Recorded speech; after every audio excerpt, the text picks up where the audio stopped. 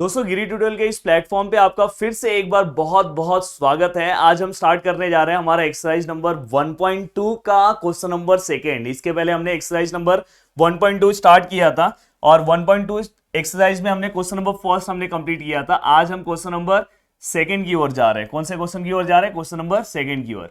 अब question number second दोस्तों, ये जो पूरा का पूरा एक्सरसाइज है ना, ये पूरे के पूरे एक्सरसाइज में अगर आपने 2 से 3 सम का प्रैक्टिस किया ना तो पूरा का पूरा एक्सरसाइज फिनिश हो जाएगा। फिर भी मैं आपके लिए हर एक क्वेश्चन, हर एक टाइप के क्वेश्चंस मैं ले रहा हूं।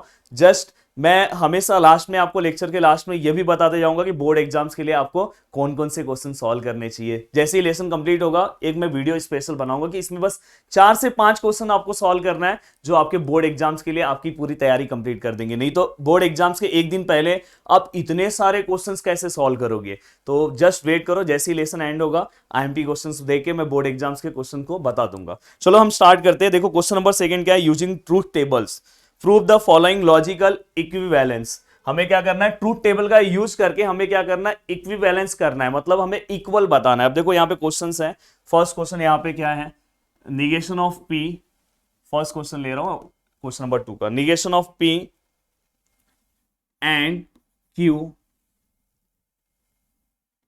ये देखो यहाँ पे इक्विवेलेंस का साइन है और यहाँ पे क्या? पी क्यू और and negation of P.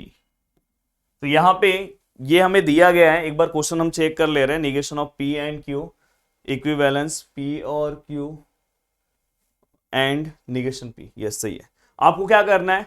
Truth table से आपको इसको सॉल्व करना है और सॉल्व करने के बाद ये वाले पार्ट का अगर समझो आंसर पार्ले जी है तो इस वाले पार्ट का भी आंसर पार्ले जी आना चाहिए। इक्विवेलेंस मतलब क्या?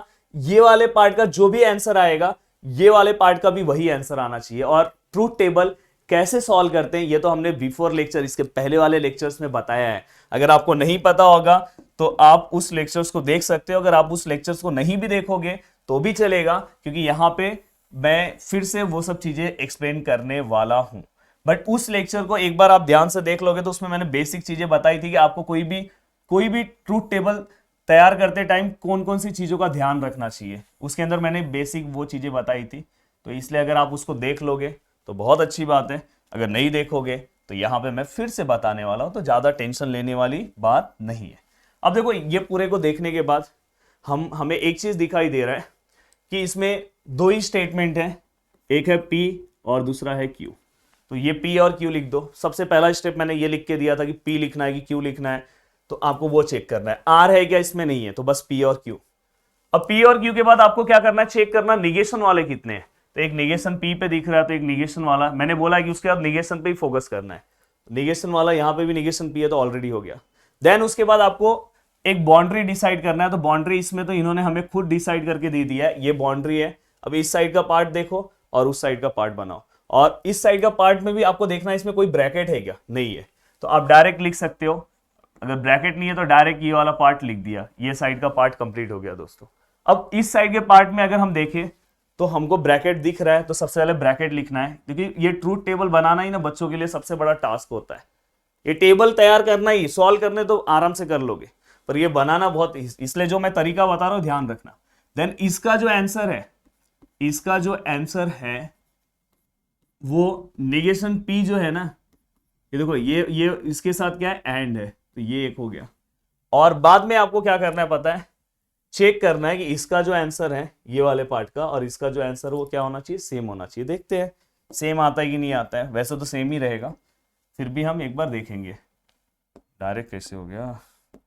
अब लाइन ड्रॉ कर देते हैं। यहां से हो गया, एक यहां से। ये लाइन हमेशा याद रखना, ड्रॉ करके रखना, अदरवाइज प्रॉपर आंसर नहीं आएगा। ऊपर नीचे आप लिख दोगे, इसमें का आंसर उसमें लिख दोगे, फिर दिक्कत हो जाएगी। देन यहां पे भी लाइन ड्रॉ कर देते हैं। 1 2, मेरे साथ ही सॉल्व करना भी चालू करो। और अगर आपने मेरा पहले का लेक्चर नहीं देखा होगा तो प्लीज एक बार देख लेना। ओके, अब आप आराम से, इस तरह का एक क्वेश्चन बोर्ड एग्जाम कंफर्म पूछता है और वो क्वेश्चन क्या पूछेगा मैं एक वीडियो लास्ट पे बताऊंगा, मतलब उस वीडियो को बनाऊंगा तो मैं आपको बता दूंगा। तो चलो 1 बाय 1 स्टार्ट करते हैं सॉल्व करना। अब यहाँ पे देखो ये पी क्यू है, तो मैंने पी क्यू से रिलेटेड आपको एक ट्रिक दिया था पी क्यू से रिलेटेड आपको क्या याद रखना था? 21। क्या याद रखना था आपको? 21। क्या याद रखना था? पी क्यू से रिलेटेड आपको क्या याद रखना था? 21। अब पी क्यू से रिलेटेड 21 मतलब 2 टाइम आपको टी लिखना है और 2 टाइम एफ लिखना है। 2 मतलब 2 time T 2 time F, simple तरीका। 1 मतलब 1 time T 1 time F, 1 time T 1 time F, ये भी हो गया। मजा आ रहा है कि नहीं आ रहा है? मजा आ रहा है। देन इसके बाद निगेशन पी। अरे निगेशन पी क्या है यार? निगेशन पी मतलब पी को उल्टा कर दो ना, टी का एफ हो गया, यहां टी का एफ हो गया, एफ का टी हो गया और यहां पे भी एफ का टी हो गया। थोड़ा अच्छे से बना दो।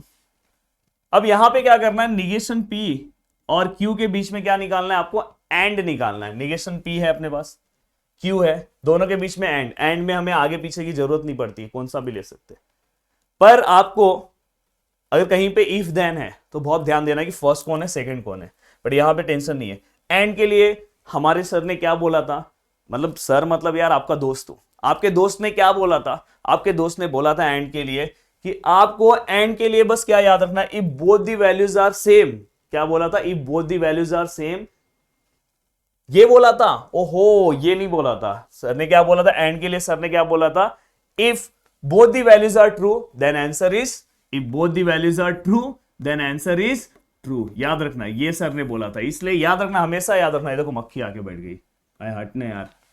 तो if both the values are true then answer is true, otherwise क्या हो जाएगा? अदरवाइज क्या हो जाएगा? फॉल्स हो जाएगा। और if both the values are same किसके लिए था? बाय कंडीशनल के लिए था।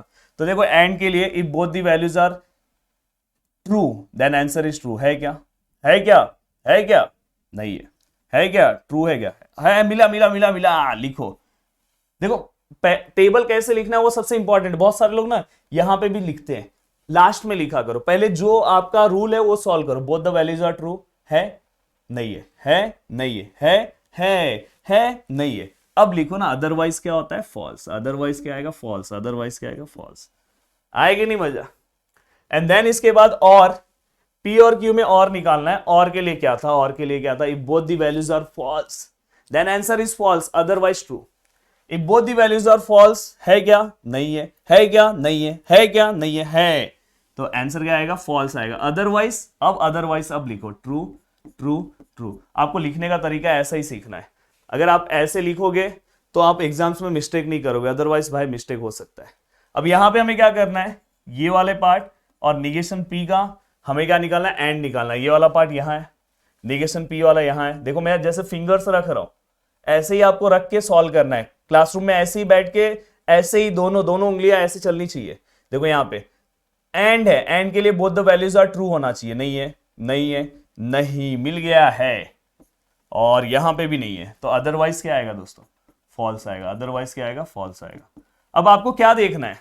आपको ये देखना है कि ये जो कॉलम है, देखो मैं इस कॉलम को नेमिंग दे रहा हूं फर्स्ट, और ऐसे आप दे सकते हो, और इस कॉलम को नेमिंग दे रहा हूं सेकेंड।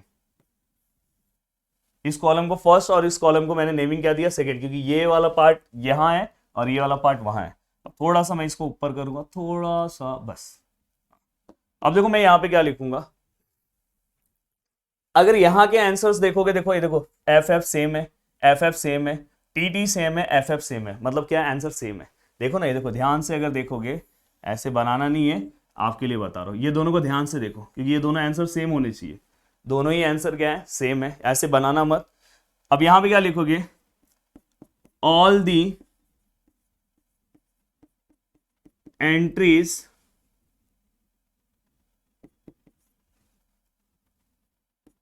इन द कॉलम, कौन कौन सा कॉलम? First and second. हमने कॉलम नंबर डाल दिया ना, ये देखो ना, फर्स्ट एंड सेकेंड। अगर तीन जगह तीन इक्विवेलेंस एक और रहता तो थर्ड भी डाल देना। All the entries in the column first and second are identical. Identical मतलब क्या होता है दोस्तों? Same. Are identical and therefore, ये हम लिख सकते हैं, एंड देयरफॉर उसके बाद आप क्या करो? ये इक्विवेलेंस का सिंबल लिख दो। इस तरह से आपको अपना आंसर लिखना है। आएगा लिखने सबको? उम्मीद करता हूं कि ये क्वेश्चन आपको सिस्टमैटिक तरीके से समझ में आया होगा। अब एक थोड़ा सा डिफिकल्ट टाइप का क्वेश्चन ले रहा हूं। सेकंड वाला तो आप सॉल्व कर लोगे, आर वाला मैं लिखने की कोशिश कर रहा हूं। मैं फिफ्थ वाला क्वेश्चन ले रहा हूं। फिफ्थ वाले में आर है, वो वाला मैं सॉल्व कर देता हूं। फिफ्थ वाला क्वेश्चन जो है वो है P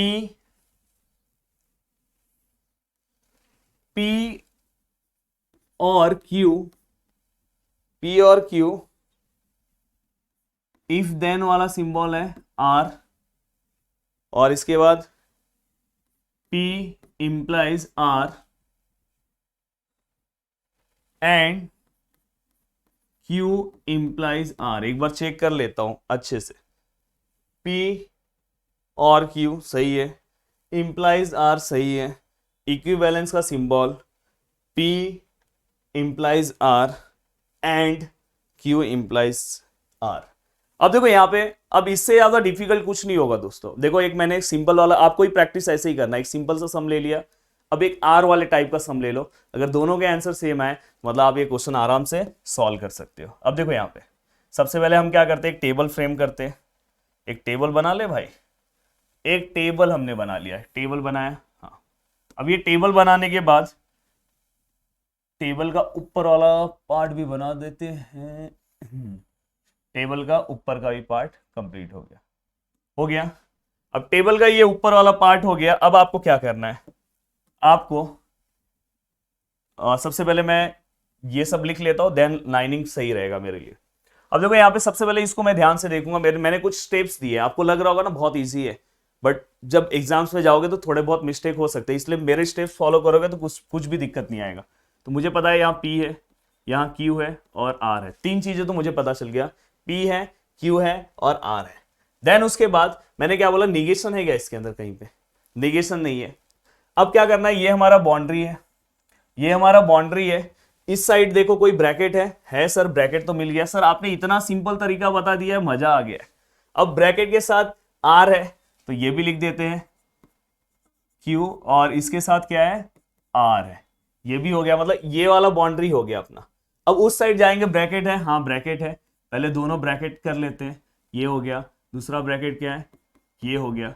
अब ये दोनों ब्रैकेट हमने कर लिया। अब दोनों ब्रैकेट का ये लिखा, और यहाँ पे दूसरा ब्रैकेट था, ये था, और बीच में क्या है, दोनों के एंड है।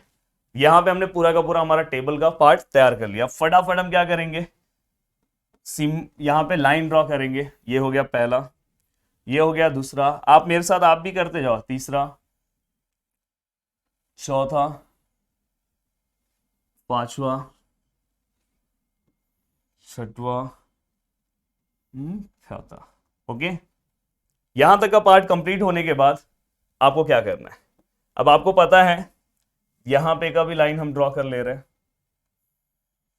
फर्स्ट, सेकेंड, थर्ड, टोटल 8 से ही है, 3 तो बन गए। चौथा,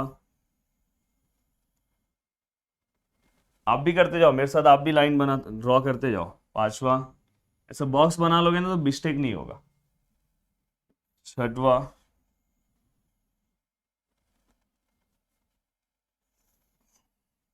और ये सातवां, आई थिंक हो गया है, देखते। 1 2 3 4 5 6 7 8, यस, अब आएगा मजा। अब ये क्वेश्चन अगर आप सॉल्व कर लोगे, ये आंसर अगर आपने सिस्टमैटिक निकाल लिया, तो आप इस टाइप के कौन से भी क्वेश्चन को सॉल्व कर सकते हो। अब देखो सबसे पहले मैंने आपको एक तरीका बताया था, याद है, मैंने बोला था जब P Q R आएगा तो 421 याद रखना है। क्या याद रखना है, 421, मतलब 4 टाइम क्या लिखना है, T, 1 2 3 4, 4 टाइम क्या लिखना है, F, 1 2 3 4।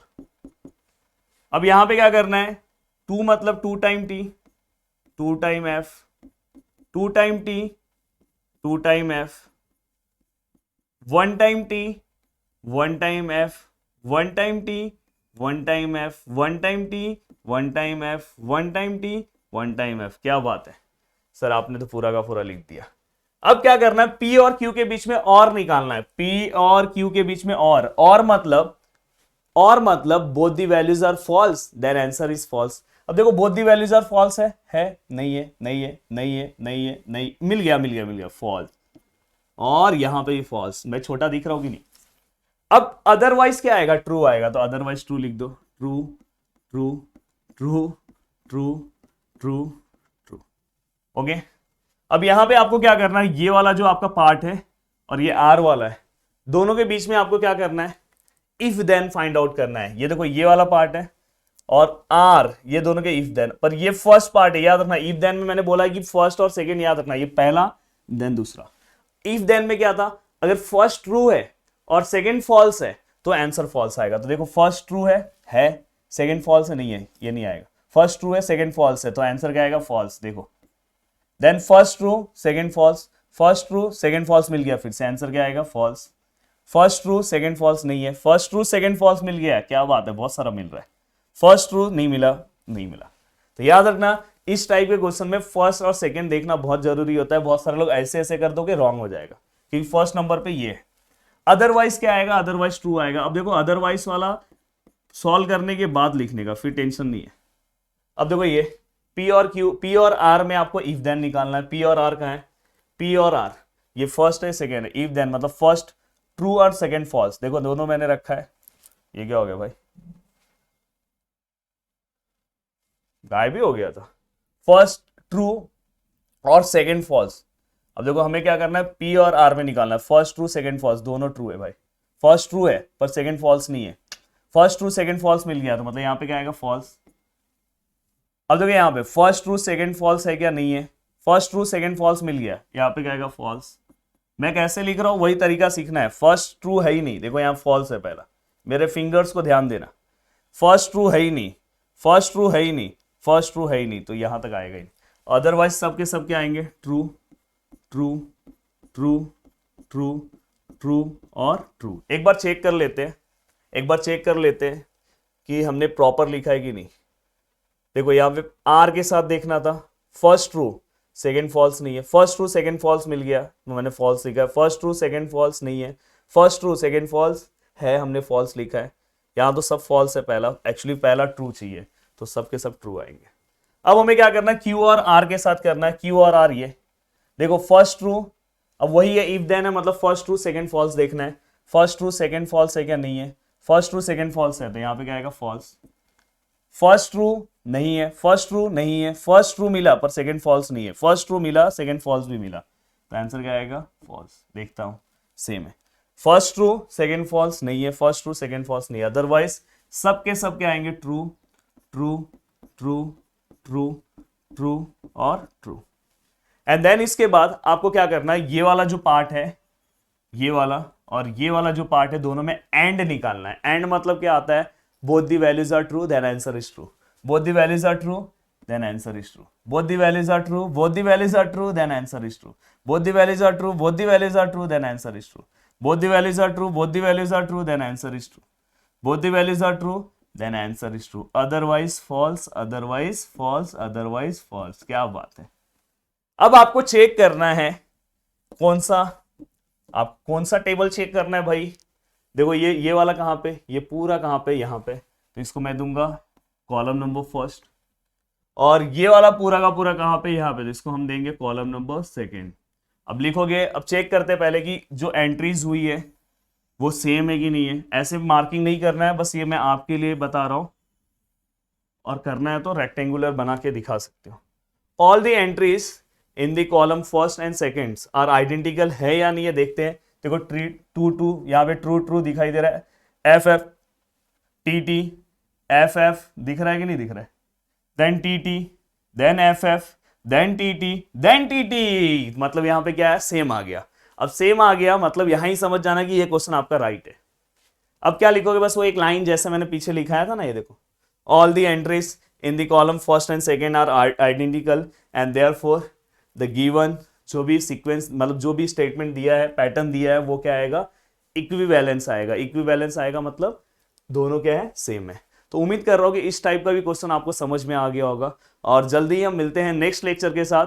और आज का हमारा सेकेंड लेक्चर, तो अब आपको मैं जो क्वेश्चन में कुछ होमवर्क में कुछ क्वेश्चंस दे रहा हूं, आपको क्वेश्चन नंबर सेकंड का सेकंड ट्राई करना है, ज्यादा नहीं प्रैक्टिस करना है इसमें देखो बाकी ये टॉपिक्स में बहुत प्रैक्टिस करो, डेरिवेटिव ये सब में, ये सब टॉपिक में कैसे एक सम किया ना, दूसरा सिमिलर है, तो आपको बस ये पता होना चाहिए कौन से टाइप का सम सॉल्व करना। एक ये सॉल्व कर दो और एक ना आर वाला कोई सॉल्व कर लो। तो आर वाला ना मैंने 5th कर दिया था, मैं आपको 6 दे दे रहा हूं, 6। बस ये 2 सम प्रैक्टिस कर लोगे ना, 6 कर लो, ये 2 सम बस प्रैक्टिस कर लोगे ना, तो ये टॉपिक आपका कवर हो जाएगा। ये टॉपिक क्या, पूरा का पूरा ये एक्सरसाइज कवर हो जाएगा बस 2 ही सम में।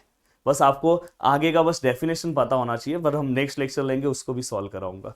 तो उम्मीद करता हूं कि पूरा का पूरा लेक्चर आपको समझ में आया होगा, और अगर लेक्चर में आपको मजा आया होगा तो प्लीज नीचे कमेंट करना, क्योंकि हमें भी मोटिवेशन की जरूरत पड़ती है। और जितना हो सके आप वीडियो को शेयर करो, जल्दी शेयर करोगे तो एमएसटी सीईटी का नया बैच भी हम फ्री ऑफ कॉस्ट लॉन्च कर देंगे, इसलिए ज्यादा से ज्यादा लोगों तक शेयर करो कि जिससे हमें एक मोटिवेशन मिले। जेई का प्रिपरेशन भी फ्री ऑफ कॉस्ट चालू करा देंगे, तो इसलिए आपके सपोर्ट और प्यार की बहुत ही जरूरत है। थैंक यू सो मच दोस्तों, दिल से थैंक्स। जय हिंद दोस्तों।